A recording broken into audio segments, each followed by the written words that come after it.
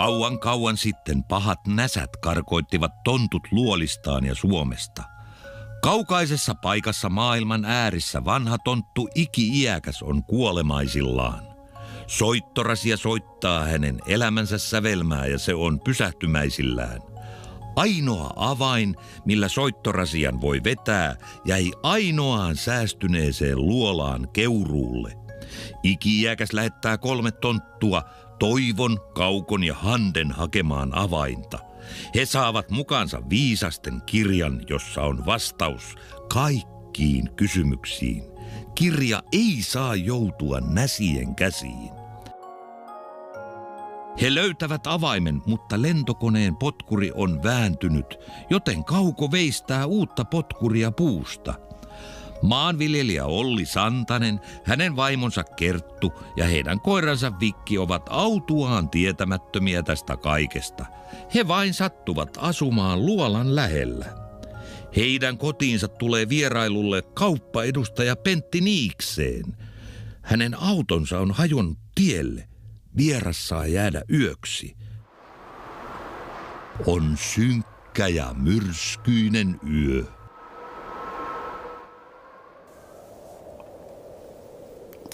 Siniristi lippumme. Säät ne sitten aina vaan kummiskin näköjään pahenee.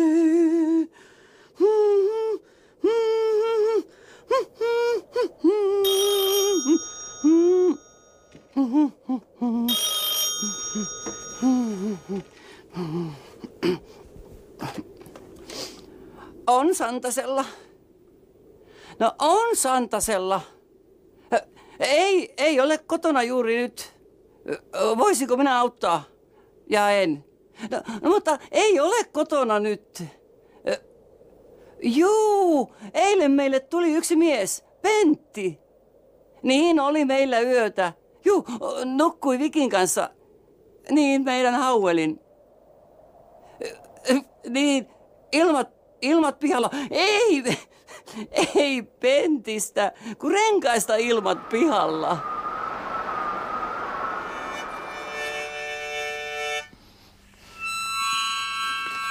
Hei Hande, who's now tämä tyyppi?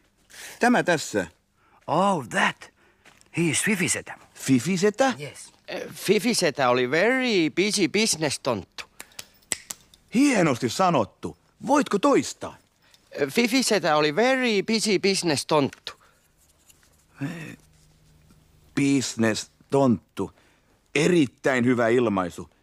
Maybe we can use it jossain myöhemmässä jaksossa. Fifisetä aloitti his business and hän teki hirveästi money myymällä olutta Ranskan vallankumouksen tuoksinassa. Hän matkusti kaikkialla maailmassa. I think he has now vetäytynyt syrjään. Yes, he on tuo eläke nykyään. Hänkö opetti sen laulun sen long time ago? Yes, in Bethlehem. Yes. Oot sä käynyt Betlehemissä? No, Kauko. Se laulun nimi on Long Time Ago in Bethlehem. Yes, tietysti. Mietin nyt vähän.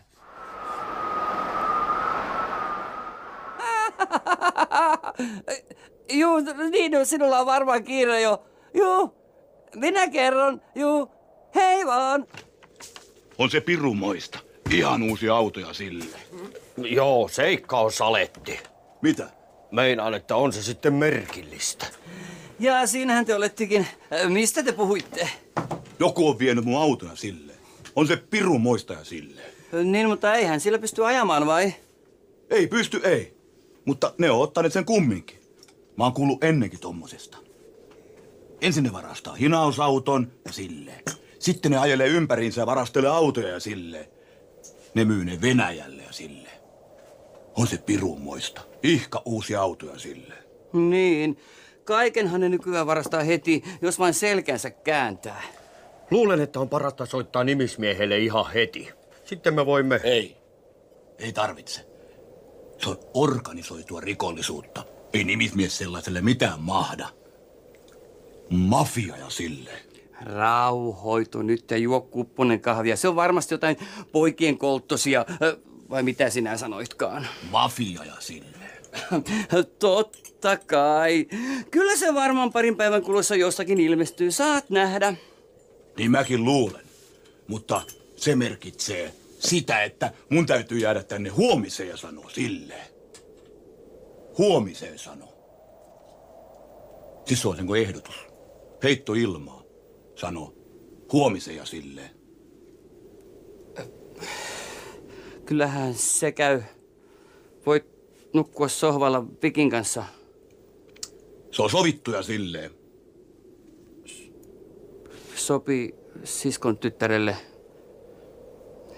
Niin, aina.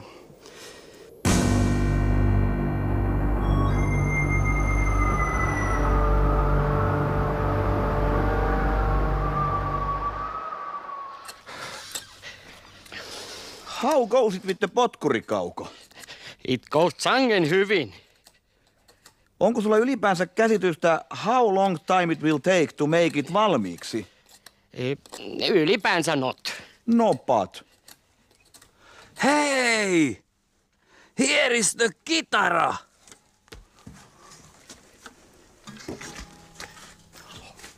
Wow! And the real Lasky bass! Wow!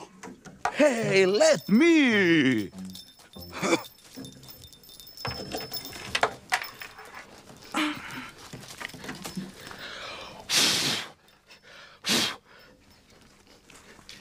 Hey guys! Ja the rumpu! Hande, come on! Nyt pidetään hauskaa! Okei! Y2 ja Y2 go!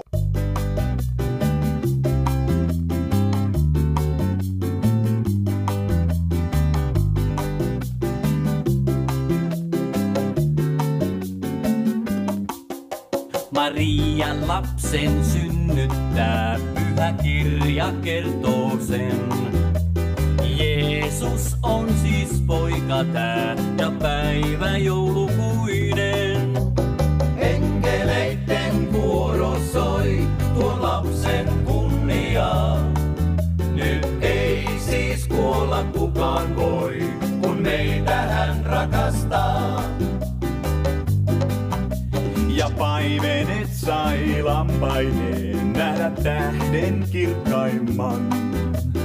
Kuulla sai kedolleen he enkelten laulavan. Enkeleitten kuoro soi tuon lapsen kunniaa. Nyt ei siis kuolla kukaan voi, kun meitä hän rakastaa. Joosef saapui vaimoineen Betlehemin kaupunkiin.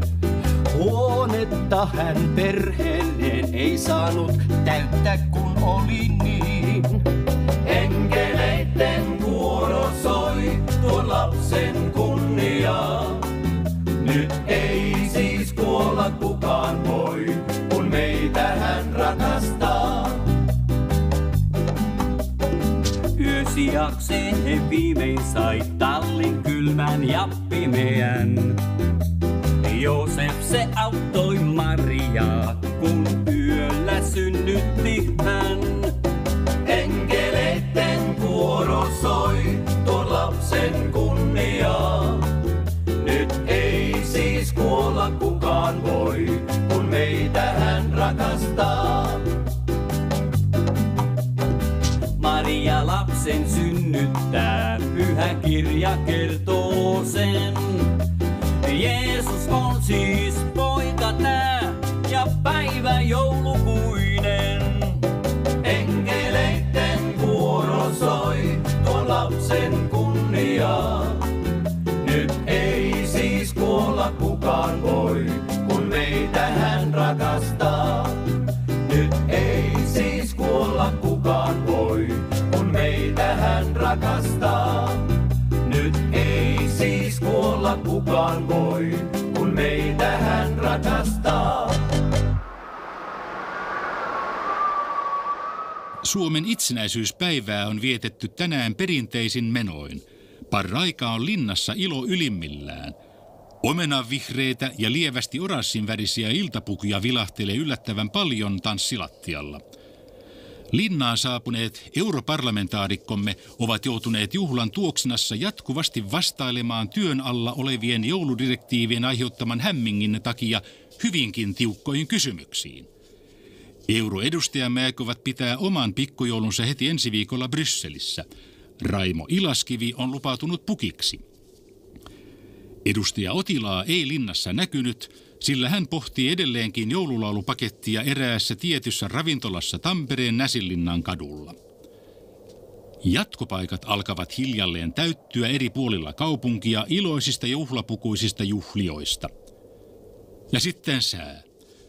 Voimakas tuuli ei ota laantuakseen ainakaan pariin päivään. Pohjoistuulen nopeus on 11–12 metriä sekunnissa ja näkyvyys on yleensä huono. Mahotonta meininkiä. Niin, enpä muista, koska olisi ollut tällaista myrskyä. Mahotonta meininkiä. Niin, toivottavasti huomenna sää paranee. Niin, seikka on saletti. Mutta nyt minun täytyy lähteä näyttämään anakondaa Pihakuuselle. Mennään minne? Niin, näyttämään anakondaa Pihakuuselle. Anakondaa Pihakuuselle. Mitä sä tarkoitat? Minä menen vessaan. Ahaa, Pihakuselle. Entäs se anakonda? En minä tiedä, mistä se tulee. Se on semmoista huppelpuppelia. Huppelpuppelia, anakonda. Kiertoilmaisu. Sanontatapa ja silleen. Ahaa, nythän mä ymmärrän. Anakonda, Ana Einiö ja Mikko Heiniö.